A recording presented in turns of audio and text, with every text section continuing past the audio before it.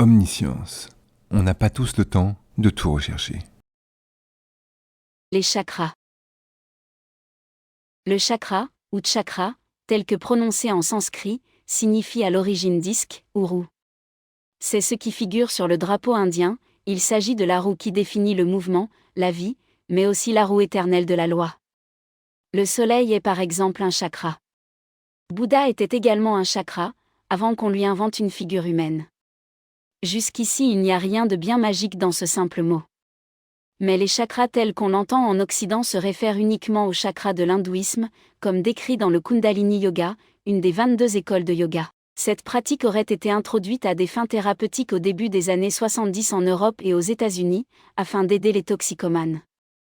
Les chakras seraient issus d'une énergie primordiale qui évoluerait dans le corps le long d'un canal partant du bas-ventre pour arriver au sommet de la tête.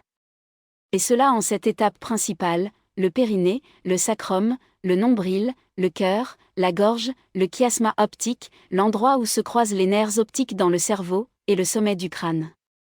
Chaque chakra représenterait une couleur, une note de musique, un organe de référence moteur, un autre sensoriel, des divinités et des fonctions de la conscience. La bonne pratique du bon yoga respectant bien les chakras permettrait d'aboutir à l'éveil, au sens spirituel.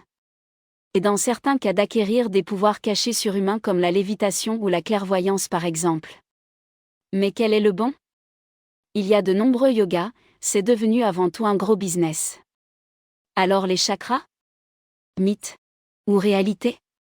Dans un premier temps on peut noter la naïveté avec laquelle les chakras décrivent le corps humain. Cela ressemble à une science dépassée, basée sur le bon sens mais dépourvue de culture biologique.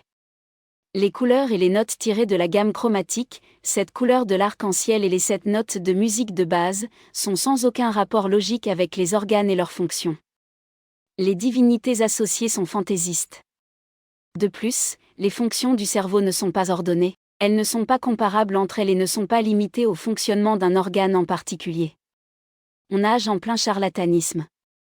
Donc si les dieux, les couleurs, les notes et les organes associés, ne sont que pures inventions, que reste-t-il du rôle des chakras et de leur sens réel ? Eh bien plus rien. Le yoga est une discipline sportive, sorte de gymnastique et rien d'autre. La méditation associée peut même se révéler dangereuse et entraîner des troubles de la personnalité comme la dépression, des idées délirantes, des hallucinations et d'autres bien plus graves comme un trouble dissociatif. Nagez, courez, prenez le temps de vous détendre au contact de la nature, et vous vous passerez très bien du yoga et du charlatanisme qui l'accompagne et qui est potentiellement dangereux. Les chakras ne sont qu'un mythe.